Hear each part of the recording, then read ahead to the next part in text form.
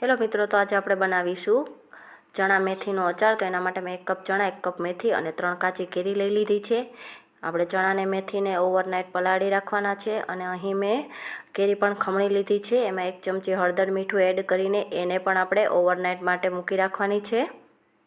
તો ચણા અને મેથી બરોબર સરસ રીતના પલળી ગયા છે, તો એને આપણે રૂમ ટેમ્પરેચરમાં 4 થી 5 કલાક માટે સૂકવી દેવાના છે। તો હવે સુકાઈ ગયા છે। તો મેં અહીં બધું જ મેજરમેન્ટ 1 કપ જ રાખ્યું છે।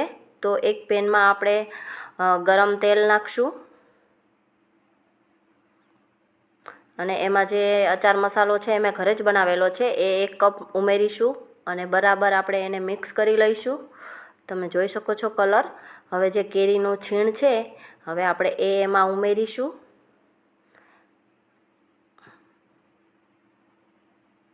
હવે આપણે બરાબર એને મિક્સ કરી લઈશું। કેરીનું છીણ બરોબર મિક્સ થઈ ગયું છે। તો પછી આપણે એમાં ચણા અને મેથી છે જે એક બાઉલ મેં પલાળીને રાખ્યા હતા, એ આપણે એમાં ઉમેરી લઈશું। એને પણ આપણે બરોબર મિક્સ કરી લઈશું। તમે અથાણાને 1 વર્ષ માટે સાચવી શકો છો।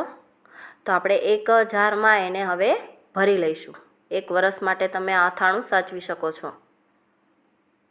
તો તૈયાર છે મિત્રો આપણું ચણા અને મેથીનું અથાણું। Thank you.